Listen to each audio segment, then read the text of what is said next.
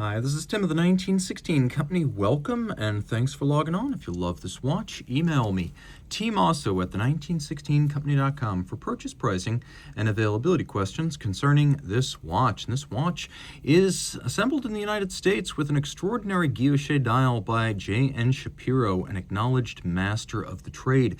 You're looking at the Infinity Series Pure. This is a 2025 launch with 18 pieces using the dial format you see here and 18 others with a blackened and silver treatment. So 18 exactly like you see it here in steel, 37 millimeters in diameter, 9 millimeters thick as I measure it, 45.4 from lug to lug, with a 19 millimeter spacing in between the lugs. Now this is inspired by the original 2019 Infinity series. This timepiece is a little bit different because Josh was looking to reduce his wait times. So we have a Swiss-made case and a Swiss-made lug-to-lug movement inside with Josh's distinctive hand guilloche dial, excruciatingly crafted three-dimensional vaulted polished hands. We even have engine turning and hand engraving on the case back of the watch. So this is designed to be a more accessible Infinity series if 18 pieces, as you see it here, can be considered accessible. On my wrist, which is 16 centimeters in circumference, it wears quite nicely. Now the strap is stiff. It's a high quality strap made of substantial material, so until it softens up and wears in, it's going to have a little bit of a shrunken strangulation look, and that's the way alligator leather straps always are, but the reason they're the most expensive is because they last the longest of the animal materials. Taking a look on my wrist, you can see the lugs are well inboard at the edge of my wrist, so given that this is only 45.4 lug to lug, this would wear well on a wrist as small as 13.5 centimeters circumference. So my wrist is 16, but we're nowhere near the limits here. Just look how much clearance I have on each side. The lugs are nowhere near the edge of my wrist, easily clearing a cuff. The watch features that substantial strap, and you can see right here, the strap is Delugs for J.N. Shapiro. Delugs, they make great things. It's actually exactly what I've got on my Garrick right here.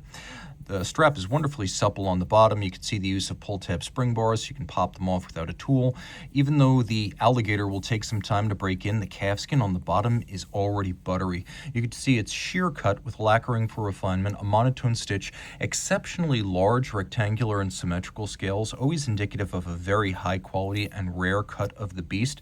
You can see we've got a appropriately infinite pin buckle here with a combination of media blast and satin, the Mobius strip that you'll see as a recurring theme. Here it is on the base of the dial. Here it is once again on the case back. The case is relatively simple. You can see that the lugs are gently stepped out from the case band. This isn't a notch style case like a Longa, nor is it a perfectly blended profile like a Patek 96 or a Portuguese from IWC. In fact, we have a lot of nuance here. There's a little bit of an inward inflection, almost a concave to the profile of the lug, and you can see how it's flatted out on its outer face and then also on its underside. Taking a look at the crown, once again, we have the Infinity motif, a combination of satin and polish on this case, with polish on the lip of the case back as well as the case back itself. The bezel has a vertical face and then a conical profile, both polished, a slightly vaulted cambered sapphire over a dial that really is the main event. In fact, since it is so important, why don't we just get the movement part over first? It's a high-grade manual wind twin barrel Swiss caliber. It is a La Joux JPF 200, which is manual wind, twin barrel, 21 joules, 90-hour power reserve. It does not feature hacking, but it's a 3 hertz with an exceptionally slim 2.7 millimeter thickness, which is how this watch, in spite of 2 barrels, a multi-piece dial, and 90 hours of power reserve, can be so slim. And although there's no mention made of water resistance, it is 50 meters, which is a bit more than a dress watch standard 30, but still you don't want to swim with it. So La Joux out back, providing 90 hours of manual wind power reserve, and then up front, the famous Infinity Weave. This is one of the most intricate guilloche patterns you will find from any brand, and if you look, it's actually present in miniature within the small second. Note the counterweight of the Lancet-style small seconds hand. It is the Infinity symbol, the Mobius strip. You can see it again at the base of the dial. Now, this is a pinned-together dial, which means each piece is made individually on a combination of rose lathes and straight line machines. There are several different machines used to create traditional reductive guilloche. And then, like Roger W. Smith, the assembly is pinned together, the multiple pieces physically pinned together to permit later repair or maintenance should it ever become necessary. Now, there were 2 versions of this. There's the one you see here, which is best described as rose gold and silver. And then there's another one that was a silver and black and zirconium, 18 pieces of each, so 18 plus 18, 36 pieces made in total. It's not a common watch. Getting very close, you can see the hands are remarkably full and three-dimensional, including mirror finish, and then the shafts of the hands are beautifully rounded all the way.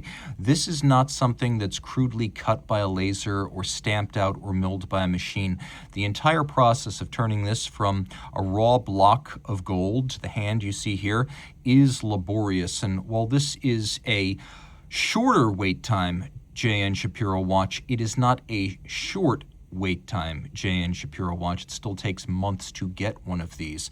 The quality of the work is outstanding. Now, I've recently inspected a number of Roger W. Smith watches, and I know he was a mentor and a correspondent of Josh as Josh was getting started in dial craft. And at this point, there really is no gap between their work. So not only is this dial an American product and an original, but it is the equal of the best in the world in that regard. And if you get really, really close, you could see the detail lacquering. You could see the different pieces and how they go together. And if you look really closely, you can just about figure out where the pins are that hold the pieces together. It is not perfect, and that is evidence of a human being making the watch. If you look at the 7, you could see there's a little bit of overrun from the engraving process, and this is the difference between something that is made by a human being, the name on the dial, versus something that is perfectly crafted in a Swiss automated factory. This is the real deal. And if you want to be part of the resurgence of American watchmaking, this model isn't the resurgence, but it is the Infinity Series Pure, and a wonderful way to get into truly high horology while keeping it inside the States.